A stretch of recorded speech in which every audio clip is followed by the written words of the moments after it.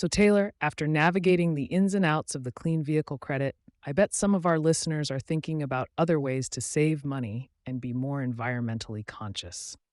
Let's shift gears now from our cars to our homes and talk about tax credits for energy efficient home improvements.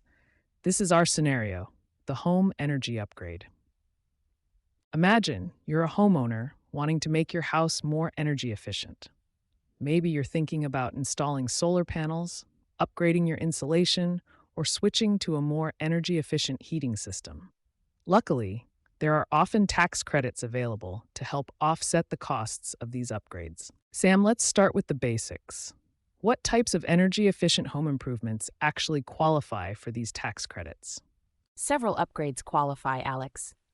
The big ones are solar electric panels, solar water heaters, fuel cells, small wind turbines, and geothermal heat pumps.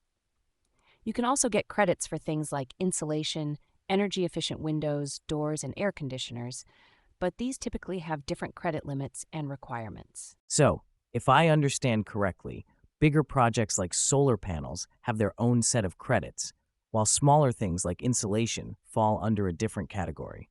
Exactly. Think of it as tiered incentives. The government wants to encourage both big and small steps towards energy efficiency. Great point, Sam. Now, how do homeowners actually navigate the process of claiming these credits? What paperwork do they need? First, it's crucial to ensure the improvements meet specific energy efficiency standards. The Energy Star label is a good indicator, but always double-check the IRS guidelines for the specific credit you're aiming for. Keep all invoices and receipts detailing the work done and the equipment installed. When tax time rolls around, you'll use Form 5695 Residential Energy Credits to claim the credit. This form will require information about the improvements, the contractor, and the cost. This reminds me of what we discussed earlier about keeping good records. It's important to have those receipts organized. Let's say I install new energy-efficient windows.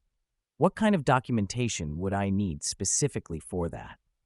You'd need receipts showing the purchase and installation costs of the windows, the manufacturer certification stating they meet Energy Star requirements or other qualifying standards, and ideally, a copy of the manufacturer's certification statement, which often comes with the windows.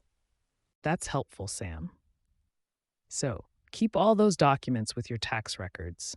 Remember, we talked earlier about how long to keep different types of records, and tax records in general should be kept for at least 3 years. So if I'm aiming to upgrade my home's insulation and maybe install solar panels next year, I should start a file now to keep all the paperwork together as I go, right?